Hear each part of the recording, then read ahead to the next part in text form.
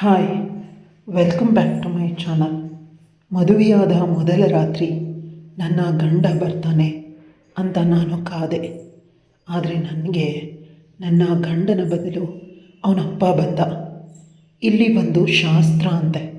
ಮನೆಯ ಯಜಮಾನ ಮೊದಲು ಮದುವೆಯಾದ ಹುಡುಗಿಯ ಜೊತೆ ಮೊದಲ ರಾತ್ರಿ ಮಾಡ್ಕೋಬೇಕಂತೆ. ಆನಂತರ ಹುಡುಗನ ಜೊತೆ ಬದುಕಬೇಕಂತೆ. ಈ ಮಾತನ್ನು ಕೇಳಿ ನಾನು ಒಪ್ಪಲಿಲ್ಲ.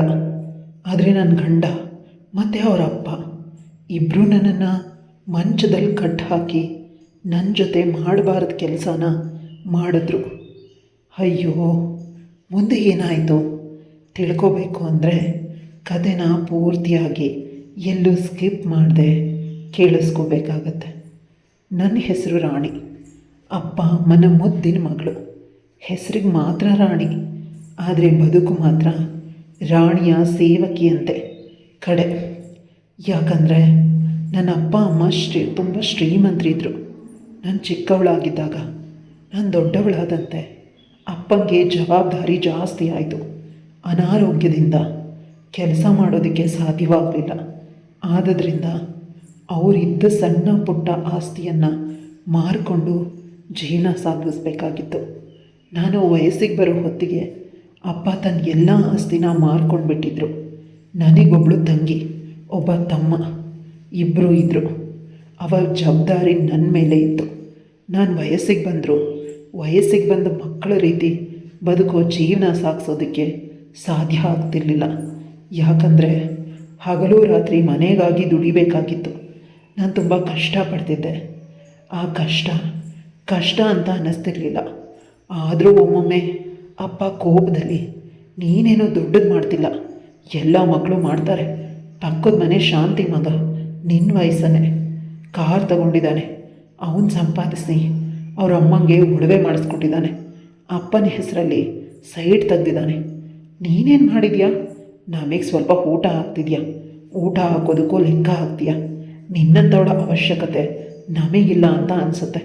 ನನ್ನಪ್ಪ ತುಂಬ, ಆದರೆ ಮಾತಾಡೋದು ಸಣ್ಣ ಮಕ್ಕಳ ಥರ. ಒಮ್ಮೊಮ್ಮೆ ಅವ್ರು ತಿಳಿದೇ ಮಾತಾಡ್ತಾರೋ ಅಂತ ಅನಿಸುತ್ತೆ. ಆದರೆ ಬದುಕು ಏನು ಮಾಡಿದ್ರು ಅಮ್ಮನ ಕಣ್ಣೀರು, ತಮ್ಮ ತಂಗಿಯ ಅಸಹಾಯಕತೆ ನನ್ನನ್ನು ಅವರಿಂದ ದೂರ ಹೋಗೋದಕ್ಕೆ ಬಿಡ್ತಿಲ್ಲ. ಅವರನ್ನು ರಕ್ಷಣೆ ಮಾಡಬೇಕು, ಅವರನ್ನು ಕಾಪಾಡಬೇಕು. ಹಗಲು ರಾತ್ರಿ ಅವರಿಗಾಗಿ ನಾನು ಯಾವ ಅವಮಾನನಾದರೂ ಬೇಕಾದರೂ ಸಹಿಸ್ಕೊಳ್ತೀನಿ. ನಾನು ತುಂಬ ಒಳ್ಳೆಯವಳು, ಆದರೆ ನನ್ನ ಸುತ್ತಮುತ್ತ ಇರೋ ಪರಿಸರ ಸರಿಯಿಲ್ಲ. ಅಪ್ಪನಿಗೆ ಅವ್ರ ಗೆಳೆಯರು ಈ ರೀತಿಯ ಚಾಡಿ ಮಾತನ್ನು ಹೇಳಿಕೊಡ್ತಾರೆ. ಯಾಕಂದರೆ ಅವ್ರ ಮಕ್ಕಳು ಯಾರೂ ಕೂಡ ನನ್ನಷ್ಟು ದುಡಿಯೋದಿಲ್ಲ, ನನ್ನಷ್ಟು ಸಕ್ಸಸ್ ಕಂಡಿಲ್ಲ ಚಿಕ್ಕ ವಯಸ್ಸಿಗೆ. ಅದಕ್ಕೆ ಇಲ್ಲ ಸಲ್ಲದನ್ನು ಅಪ್ಪನ ಮನಸ್ಸಿಗೆ ತುಂಬಿ ನನಗೆ ಅವಮಾನ ಮಾಡ್ತಾರೆ. ಇಂದು ರಾತ್ರಿ ಅಮ್ಮ ಇದನ್ನೆಲ್ಲ ಹೇಳಿಕೊಂಡು ಜೋರಾಗಿ ಅಳೋದಕ್ಕೆ ಶುರು ಮಾಡಿದ್ಲು. ಅವಳಿಗೆ ಭಯ, ನಾನು ಬಿಟ್ಟು ಹೊರಟೋದ್ರೆ ಅಂತ. ನನ್ನನ್ನು ಇಲ್ಲೇ ಇರಿಸೋ ಸಂಪೂರ್ಣ ಪ್ರಯತ್ನನ ಅವಳು ಯಾವಾಗಲೂ ಮಾಡ್ತಾಳೆ. ಪಾಪ, ಅವಳು ಕೂಡ ಸರಿಯಾಗಿ ಓದಿಲ್ಲ, ಇನ್ನೇನೂ ಬರೋದಿಲ್ಲ ಆಕೆಗೆ. ಯಾರಾದರೂ ಜೋರಾಗಿ ಮಾತಾಡಿದ್ರೆ ಅವಳು ಹೆದರುತ್ತಾಳೆ.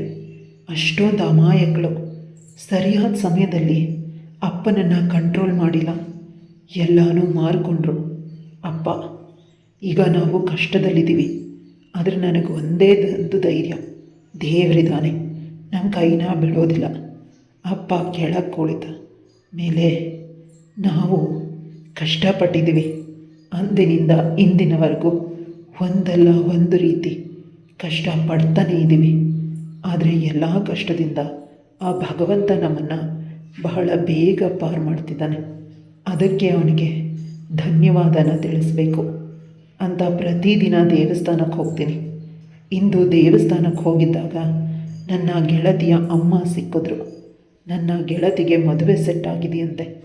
ನೀನು ಮದುವೆ ಆಗ್ಬಿಡು ರಾಣಿ, ನಮ್ಮ ಸಂಬಂಧದಲ್ಲಿ ಹುಡುಗ ಇದ್ದಾನೆ, ತೋರಿಸ್ತೀನಿ ಅಂತ ಹೇಳಿದ್ರು.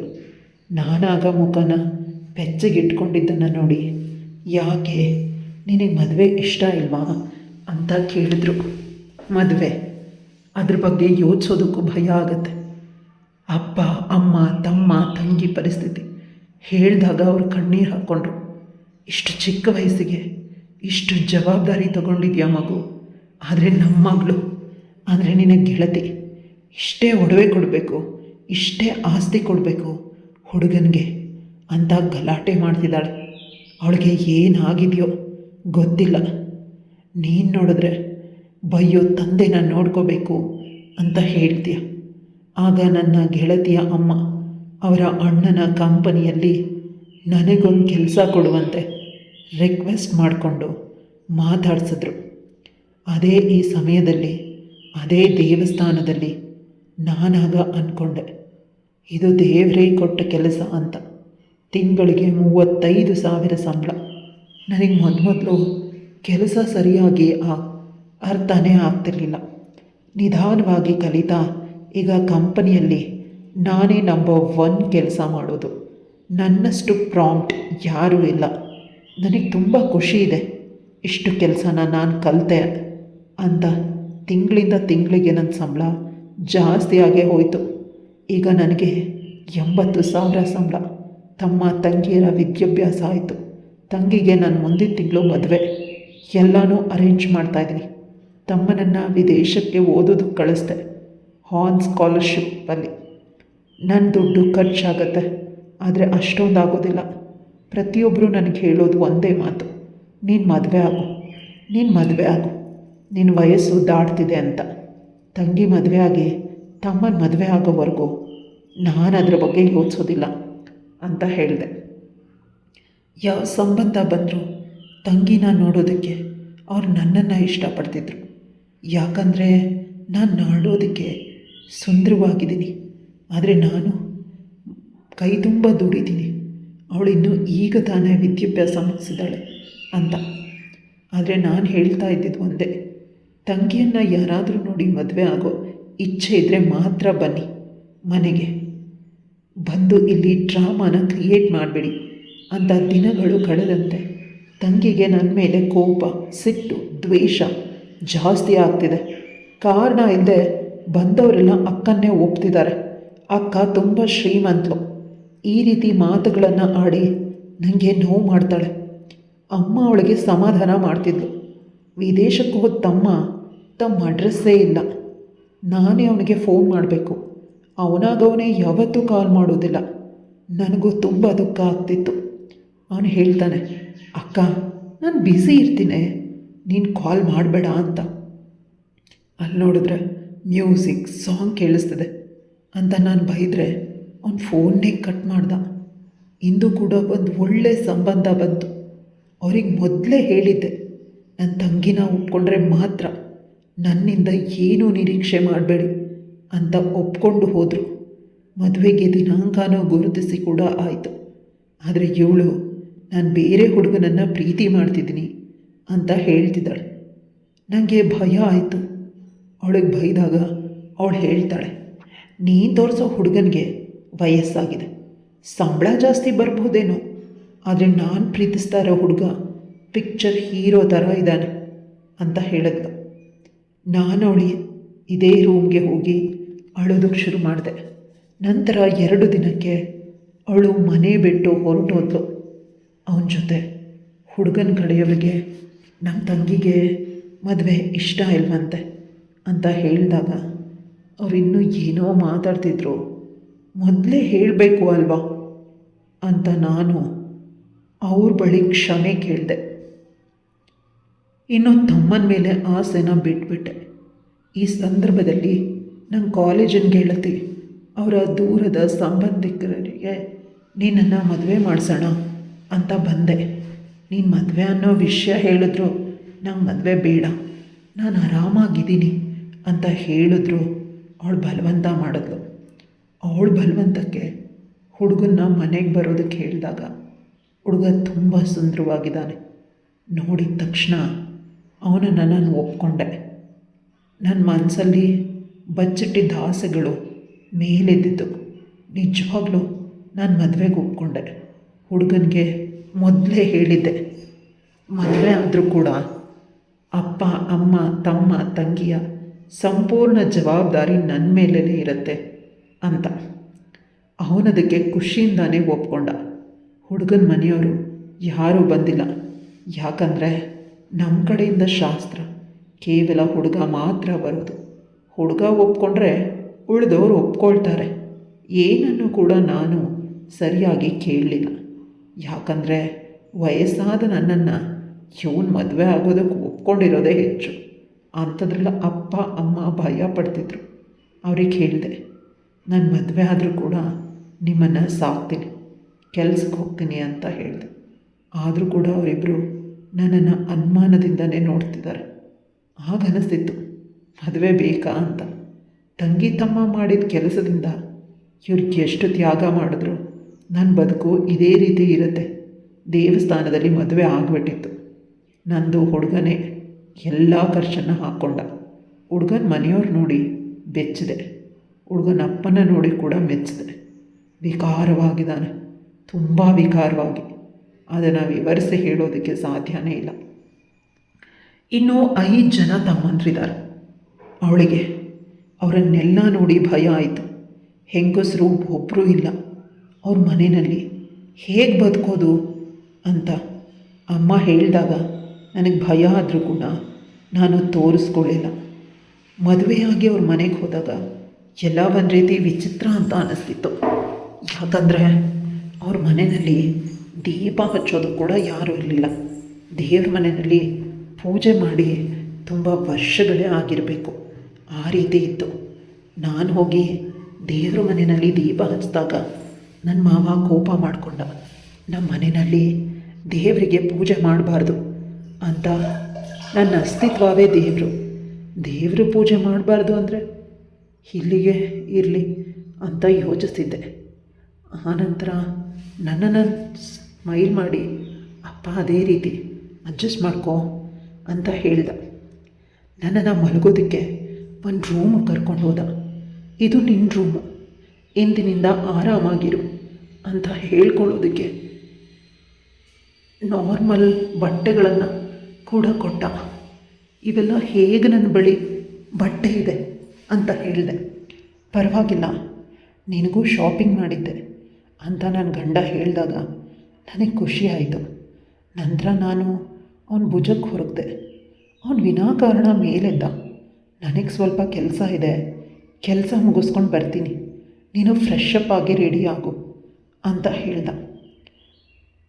ಅದು ಕೂಡ ಸರಿ ಅಂತ ಅನ್ನಿಸ್ತು. ನಾನು ರೆಡಿ ಆಗೋದಕ್ಕೆ ಹೋದೆ. ಆದರೆ ಈ ಮನೆಯಲ್ಲಿ ಯಾರೋ ನನ್ನನ್ನು ನೋಡ್ತಿದ್ದಾರೆ ಅಂತ ಪದೇ ಪದೇ ನನಗನ್ನಿಸ್ತಿದೆ. ಏನೋ ಒಂದು ರೀತಿ ಹಿಂಸೆ. ಯಾರ ಬಳಿ ಹೇಳೋದಕ್ಕೂ ಸಾಧ್ಯ ಇಲ್ಲ. ನಾನು ಫ್ರೆಶ್ ಅಪ್ ಆಗಿ ಹೊರಗೆ ಬಂದ ತಕ್ಷಣ ಹೊರಗಿನಿಂದ ದೃಶ್ಯನ ನೋಡಿ ಭಯಗೊಂಡೆ. ಎದೆ ನೀರಾಯಿತು. ಏನು ಅಂತ ಕೇಳಿದೆ. ನಂಗೆ ಅರ್ಥ ಆಗದೆ, ಬಂದು ಮಲಗು, ಬಟ್ಟೆನ ತೆಗಿ, ನಾನು ಎಲ್ಲನೂ ಮಾಡಿ ಹೋಗ್ತೀನಿ. ಆನಂತರ ನಿನ್ನ ಗಂಡ ನನ್ನ ಜೊತೆ ಮಾಡಿಸ್ಕೊ, ಪ್ರತಿದಿನ ಅದೇ ರೀತಿ ಮಾಡ್ತೀನಿ 3 ತಿಂಗಳವರೆಗೆ. ನಾನು ಬಂದು ಎಲ್ಲ ಮಾಡಿ ಹೋಗ್ತೀನಿ ಅಂತ ಹೇಳಿದಾಗ, ಏನು ಮಾಡಿ ಹೋಗ್ತೀರಾ ಅಂತ ಇವಳು ಪ್ರಶ್ನೆ ಮಾಡ್ತಾಳೆ. ಏನೂ ತಿಳಿಯದ ಹಾಗೆ ಮಾತಾಡಬೇಡ. ನಿನ್ನ ಗೆಳತಿ ಎಲ್ಲನೂ ಹೇಳಿಲ್ವಾ? ನಾನು ನಿನ್ನ ದೈಹಿಕವಾಗಿ ಬಳಸ್ಕೊಂಡ ನಂತರ ನನ್ನ ಮಗ ಬಳಸ್ಕೊಳ್ಳೋದು. ಇಲ್ಲಿ ಇದೇ ರೀತಿ ಪ್ರತೀತಿ. ಈ ಊರಲ್ಲಿ ಮನೆಯ ಯಜಮಾನ ಮನೆಯ ಸೊಸೆ ಜೊತೆ ಮಲಗಬೇಕು, ಆಗ ಆ ಮನೆಗೆ ಒಳ್ಳೆ ಸಂತಾನ ಬರುತ್ತೆ ಅನ್ನೋ ನಂಬಿಕೆ. ಆ ಮನುಷ್ಯನ ನೋಡಲೇ ಭಯ ಆಗುತ್ತೆ. ಇನ್ನೂ ಅವನ ಜೊತೆ ದೈಹಿಕವಾಗಿ ಸೇರೋದು ಸಾಧ್ಯನೇ ಇಲ್ಲ. ನಾನು ಜೋರಾಗಿ ಕಿರಿಸ್ದೆ. ಆಗ ನನ್ನ ಗಂಡ ಬಂದು ಬಾಯಿ ಮುಚ್ಚಿದ. ಕಿರಿಚಬೇಡ, ನೀನು ಎಷ್ಟು ಅರ್ಚಿದ್ರು ಕಿರ್ಚಿದ್ರು ಇಲ್ಲಿ ನಿಂದೇನೂ ನಡೆಯೋದಿಲ್ಲ. ಏನೇ ಇದ್ದರೂ ನಾನು ಹೇಳ್ದಾಗ ಕೇಳಬೇಕು ಅಂತ ಹೇಳ್ದ. ನಾನು ಒಪ್ಪಲಿಲ್ಲ. ಕೊನೆಗವನು, ನೀನು ನಾವು ಹೇಳ್ದಾಗ ಕೇಳಲೇಬೇಕು, ಇಲ್ಲಿಂದ ಪಾರಾಗೋದಕ್ಕೆ ಸಾಧ್ಯನೇ ಇಲ್ಲ ಅಂತ ನನ್ನನ್ನು ಮಂಚದ ಮೇಲೆ ತಳ್ಳಿದ. ಆನಂತರ ನನ್ನ ಕೈಗೆ ಕಾಲಿಗೆ ಬಟ್ಟೆನ ಕಟ್ಟಿದ್ರು. ಮಂಚಕ್ಕೆ ಸೇರುವಂತೆ. ನಾನು ಒಪ್ಪಲಿಲ್ಲ, ಕಿರಿಸ್ತಿದ್ದೆ. ಆಗ ನನ್ನ ಬಾಯಿಗೆ ಪ್ಲಾಸ್ಟರ್ ಹಾಕ್ತಾ ನನ್ನ ಗಂಡ. ನಾನು ನಿಂದು ಕೂಡ ನಿನ್ನನ್ನು ಕ್ಷಮಿಸೋದಿಲ್ಲ ಅಂತ ಮನಸ್ಸಲ್ಲೇ ಅಂದ್ಕೊಂಡೆ. ಆದರೆ ನನ್ನ ಕೂಗು ಯಾರಿಗೂ ಕೇಳಿಸೋದಿಲ್ವೇ, ದೇವ್ರಿಗೆ ಕೇಳಿಸುತ್ತೆ ಅಂತ ದೇವರ ಪ್ರಾರ್ಥನೆ ಮನಸ್ಸಲ್ಲೇ ಕಣ್ಣು ಮುಚ್ಕೊಂಡು ಮಾಡ್ತಿದ್ದೀನಿ. ನನ್ನ ಮಾವ ನನ್ನ ಬಟ್ಟೆಗಳನ್ನು ತೆಗೆಯೋದಕ್ಕೆ ಮುಂದಾದ. ನನ್ನ ಗಂಡ ಒಂದು ಕಡೆ, ನನ್ನ ಮಾವ ಒಂದು ಕಡೆ ನನ್ನ ಬಟ್ಟೆನ ತೆಗೆಯೋದಕ್ಕೆ ಪ್ರಯತ್ನ ಮಾಡ್ತಿದ್ದಾರೆ. ನಾನು ಒದ್ದಾಡ್ತಿದ್ದೀನಿ, ನನ್ನ ಬಟ್ಟೆನ ಹರಿತಿದ್ದಾರೆ. ನಂಗೆ ತುಂಬ ದುಃಖ ಆಗ್ತಿದೆ. ಇದಕ್ಕಿಂತ ಮದುವೆ ಆಗದೆ ಇದ್ದರೆ ಚೆನ್ನಾಗಿರ್ತಿತ್ತು. ಅವಳ ಕಣ್ಣಿಂದ ನಿರಂತರವಾಗಿ ಕಣ್ಣೀರನ್ನೇ ಸುರಿಸ್ತಿದ್ದಾಳೆ. ಎಷ್ಟು ಸಾಧ್ಯವೋ ಅಷ್ಟು ತನ್ನನ್ನು ತಾನು ರಕ್ಷಣೆ ಮಾಡ್ಕೊಳ್ಳೋದಕ್ಕೆ ಪ್ರಯತ್ನಿಸಿದ್ದಾಳೆ. ಇನ್ನೇನು ಅವ್ರ ಬಟ್ಟೆನ ಸಂಪೂರ್ಣವಾಗಿ ತೆಗಿಬೇಕು ಅಷ್ಟರಲ್ಲೇ ತುಂಬ ಜೋರಾಗಿ ಬಾಗಿಲನ್ನು ಬಡಿತಿದ್ದಾರೆ. ಯಾರು ಅಂತ ನೋಡು ಅಂತ ಮಗನನ್ನು ಕಳಿಸಿದಾಗ ಮಗ ನೋಡಿ ಬೆಚ್ಚಿದ. ಅದು ಯಾರೂ ಅಲ್ಲ, ಪೊಲೀಸ್ನವರು. ಇಷ್ಟು ರಾತ್ರಿ ಯಾಕೆ ನನ್ನ ಮೊದಲ ರಾತ್ರಿ ಇದೆ ಅಂತ ಹೇಳಿದಾಗ, ನೀನು ಹೇಗೆ ಮೊದಲ ರಾತ್ರಿ ಮಾಡ್ಕೊಳ್ತೀಯ ಅಂತ ನಮಗೆ ಗೊತ್ತು, ಅದಕ್ಕೆ ಬಂದಿರೋದು ಅಂತ ಕೋಪದಿಂದ ಹೇಳಿ ಅವರ ರೂಮಿನ ಹೊರಗೆ ಬಂದಾಗ ನನ್ನನ್ನು ನೋಡಿ ಬೇಸರ ಮಾಡಿಕೊಂಡ್ರು. ನನ್ನ ಕೈ ಮೇಲಿನ ಬಟ್ಟೆಗಳನ್ನು ಸರಿ ಮಾಡಿದ್ರು. ನನ್ನ ಮಾವನಿಗೆ ಚೆನ್ನಾಗಿ ಹೊಡೆದ್ರು. ನೀನು ಬಂದು ಸ್ಟೇಷನಲ್ಲಿ ಕಂಪ್ಲೇಂಟ್ ಮಾಡು ಮಗಳೇ, ನಾವು ಇವ್ರ ಮೇಲೆ FIR ಹಾಕ್ತೀವಿ. ಈ ಊರಲ್ಲಿ ಯಾರೋ ಒಬ್ಬರು ಇವ್ರು ಇದೇ ರೀತಿ ಮನುಷ್ಯರು ಸೊಸೆಯನ್ನು ಕಬಳಿಸ್ತಾರೆ. ಮನೆಯವರೆಲ್ಲ ಮೊದಲು ಮಾವ, ಆನಂತರ ಹುಡುಗನ ತಮ್ಮಂದರು ಹೆಂಡತಿಯ ಜೊತೆ ಫಿಸಿಕಲ್ ರಿಲೇಷನ್ ಇಟ್ಕೊಳ್ತಾರೆ. ಈ ಮನೆಗೆ ಬಂದ ಎಷ್ಟೋ ಹೆಣ್ಮಕ್ಳು ಇದೇ ರೀತಿ ಕಾರಣವೇ ಇಲ್ಲದೆ ಕಣ್ಮರೆಯಾಗಿದ್ದಾರೆ. ಈ ಹುಡುಗಿಯು ಅದೇ ರೀತಿ ಆಗ್ತಾಳೆ ಅಂತ ಕಾಲ್ ಮಾಡಿದರು. ಇವರು ಹಳೇ ಗಿರಾಕಿಗಳು. ತುಂಬ ಸಲ ಇವರ ಸೊಸೆಯ ಅಪ್ಪ ಅಮ್ಮಂದರು ಬಂದು ಕಂಪ್ಲೇಂಟ್ ಕೊಟ್ಟಿದ್ದರು. ನೀನು 6ನೇವಳು, 7ನೇವಳು ಈ ಮನೆಗೆ ಬಂದವಳು. ದೇವರು ದೊಡ್ಡವನು, ನಿನ್ನನ್ನು ರಕ್ಷಣೆ ಮಾಡಿದ್ದಾನೆ ಅಂತ ಹೇಳಿದಾಗ ನನಗೆ ಕಣ್ಣೀರು ಜಾಸ್ತಿ ಆಯಿತು. ದುಃಖ ಜಾಸ್ತಿ ಬರ್ತಿದೆ. ನಾನು ಹೇಗೆ ಇವರನ್ನು ನಂಬಿದೆ? ನಾನು ಯಾರಿಗೆ ನನ್ನ ಸರ್ವಸ್ವನ ನೀಡೋದಕ್ಕೆ ಹೋಗ್ತೀನಿ, ಅವ್ರುಗಳೆಲ್ಲ ನನಗೆ ಮೋಸ ಮಾಡ್ತಾರೆ. ಅಪ್ಪ, ತಂಗಿ, ತಮ್ಮ, ಈಗ ನನ್ನನ್ನು ಮದುವೆ ಆದ ಹುಡುಗ, ಎಲ್ಲರೂ ಮನಸ್ಸು ಕೂಗಿ ಕೂಗಿ ಹೇಳ್ತಿತ್ತು, ಈ ಸಮಯ ನೀನು ಬೇಸರ ಮಾಡಿಕೊಳ್ಳೋ ಸಮಯ ಅಲ್ಲ, ಇವನಿಗೆ ಸರಿಯಾಗಿ ಪಾಠ ಕಲಿಸ್ಬೇಕು. ನಾನು ಬೇರೆ ಬಟ್ಟೆನ ಹಾಕ್ಕೊಂಡೆ. ನಂತರ ಪೊಲೀಸ್ ಅವರ ಜೊತೆ ಹೋಗಿ ಅವ್ರ ಮೇಲೆ ಕಂಪ್ಲೇಂಟ್ ಕೊಟ್ಟೆ. ಈ ಮದುವೆಗೆ ನನ್ನನ್ನು ತಳ್ಳಿದ ಹುಡುಗಿ ಮೇಲೂ ಕೂಡ ಕೊಟ್ಟೆ. ಅವಳು ಸ್ವಲ್ಪ ಸಮಯಕ್ಕೆ ಸ್ಟೇಷನ್ಗೆ ಬಂದು ನನ್ನ ಮೇಲೆ ಯಾಕೆ ಕೊಟ್ಟೆ ಕಂಪ್ಲೇಂಟ್ ಅಂತ ಕೇಳಿದ್ಲು. ನೀನೇ ತಾನೆ ಈ ಹುಡುಗನ್ನ ಮದುವೆಗೆ ಒಪ್ಸು ಅಂದ್ರೆ ಅವರು ಕಮಿಷನ್ ಕೊಟ್ಟಿದ್ರು, ನಿನಗೂ ವಯಸ್ಸಾಗಿತ್ತು, ಕಾಲೇಜಲ್ಲಿ ಮಿಂಚ್ತಿದ್ದೆ, ಈಗ ಅನುಭವಿಸು ಅಂತ ಕೊಟ್ಟೆ. ಅವಳ ಮಾತಿಂದ ನೋವಾಯಿತು. ಅವಳ ಮೇಲೆ ಕೊಟ್ಟಿದ್ದ ಕಂಪ್ಲೇಂಟ್ನ ನಾನು ಹಿಂತಿರುಗಿಸಿ ತಗೊಳ್ಳಿಲ್ಲ. ನಂತರ ನಾನು ರಾತ್ರಿ ಪೂರ್ತಿ ಯಾವ ರೀತಿ ಫೈಟ್ ಮಾಡಬೇಕು, ಇವ್ರಿಗೆ ಯಾವ ರೀತಿ ಶಿಕ್ಷೆ ಕೊಡಿಸ್ಬೇಕು ಅಂತ. ಆಗ ನನ್ನ ಗಂಡ ಕರೆದು ಕೇಳ್ತಾನೆ, ನಾವಿಬ್ಬರು ಎಲ್ಲಾದರೂ ದೂರ ಹೋಗೋಣ? ನನ್ನಪ್ಪ ತಮ್ಮಂದರು ಯಾರೂ ಬೇಡ, ನನಗೆ ಈ ಕಂಪ್ಲೇಂಟ್ನ ವಾಪಸ್ ತಗೋ ಅಂತ ಹೇಳ್ತಾನೆ. ನನ್ನ ಮನವೊಲಿಸೋದಕ್ಕೆ ಅವನ ಮುಖದ ಮೇಲೆ ಉಗಿದೆ. ನೀನನ್ನು ಮದುವೆ ಆಗಿದ್ದೆ, ನಾನು ಅವನನ್ನು ಮರೆತು ಬಿಡ್ತೀನಿ, ಅಂಥದ್ರಲ್ಲಿ ನಿನ್ನ ಜೊತೆ ಸಂಸಾರ, ನಿನ್ನ ಮುಖ ನೋಡೋ ಕೂಡ ನನಗೆ ಅಸಹ್ಯ ಆಗುತ್ತೆ ಅಂತ ಹೇಳಿ ನಾನು ಮನೆಗೆ ಹೊರಟೋದೆ. ಅಮ್ಮಂಗೆ ಎಲ್ಲ ವಿಷಯನೂ ಹೇಳಿದಾಗ ಅಪ್ಪ ಹೇಳ್ತಾರೆ, ನಾನು ಅದಕ್ಕೆ ಹೇಳಿದ್ದು ನೀನು ಮದುವೆ ಆಗಬೇಡ ಅಂತ.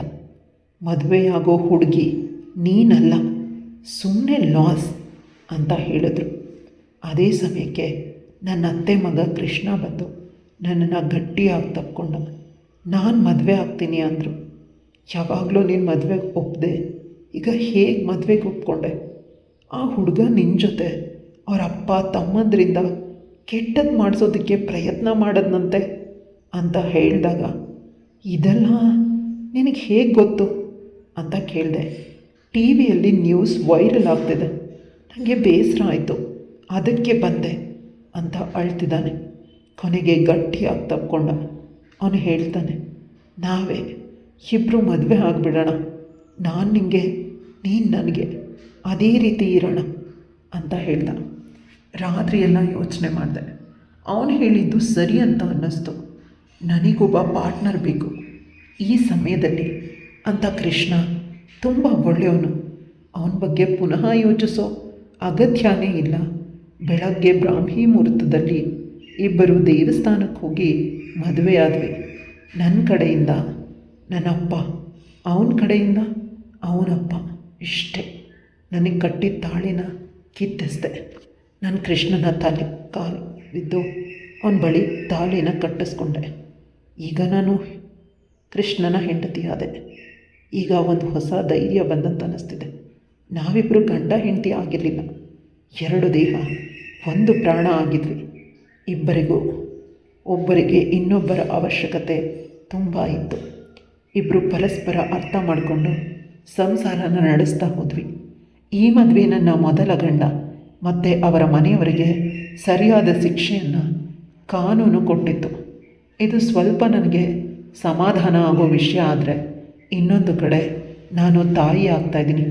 ಈ ವಿಷಯನ ಕೇಳಿ ಕೃಷ್ಣ ಮತ್ತು ಮನೆಯವರು ಎಲ್ಲರೂ ಖುಷಿಪಟ್ಟರು. ಇದ್ರ ಜೊತೆಗೆ ಓಡ್ ಹೋಗಿದ್ದು ನನ್ನ ತಂಗಿ ಕೂಡ ಬಂದು, ಅಕ್ಕ ನನ್ನನ್ನು ಕ್ಷಮಿಸು, ಆಗ ತಪ್ಪು ಮಾಡಿದೆ. ಆದರೆ ಈಗ ಅನ್ನಿಸ್ತಾ ಇದೆ ನಿಜವಾಗ್ಲೂ ನೀನು ನನಗೋಸ್ಕರ ಕಷ್ಟಪಟ್ಟಿದ್ದೆ ಅಂತ.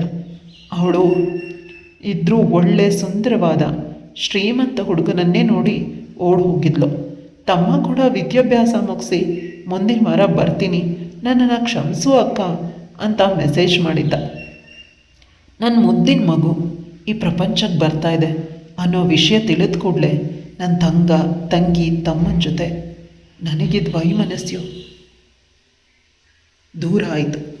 ಅದನ್ನು ಕೃಷ್ಣ ಅರ್ಥ ಮಾಡಿಕೊಂಡು ನನ್ನನ್ನು ಗಟ್ಟಿಯಾಗಿ ತಪ್ಪಿಕೊಂಡು ನನ್ನ ಹಣೆಗೆ ಮುತ್ಕೊಟ್ಟ. ಇನ್ನೇನು ಯೋಚನೆ ಮಾಡಬೇಡ, ನಮ್ಮ ಮಗು ಎಲ್ಲನೂ ಸರಿ ಮಾಡುತ್ತೆ ಅಂತ ನಗ್ತಾ ಹೇಳಿದಾಗ ನಾನು ಜೋರಾಗಿ ನಗೋದಕ್ಕೆ ಶುರು ಮಾಡಿದೆ. ತುಂಬ ಜೋರಾಗಿ ನಕ್ಕೆ. ಇಷ್ಟು ವರ್ಷಗಳು ಕಳೆದು ಹೋಗಿದ್ದು ನನ್ನ ಸಂಸಾರ ಈ ನಗುವಿನಂತೆ ಯಾವಾಗಲೂ ಖುಷಿಯಾಗಿರಲಿ ಅಂತ ಅನಿಸುತ್ತೆ. ಕತೆ ಇಲ್ಲಿಗೆ ಮುಗಿಯುತ್ತೆ. ಕತೆ ಇಷ್ಟ ಆಗಿದ್ರೆ ಲೈಕ್, ಶೇರ್, ಕಮೆಂಟ್ ಮಾಡೋದನ್ನು ಮರಿಬೇಡಿ. ಇಂತಹ ಇನ್ನಷ್ಟು ಇಂಟ್ರೆಸ್ಟಿಂಗ್ ಕತೆಗಳಿಗಾಗಿ ನನ್ನ ಚಾನಲ್ನ ಸಬ್ಸ್ಕ್ರೈಬ್ ಮಾಡ್ಕೊಳ್ಳಿ.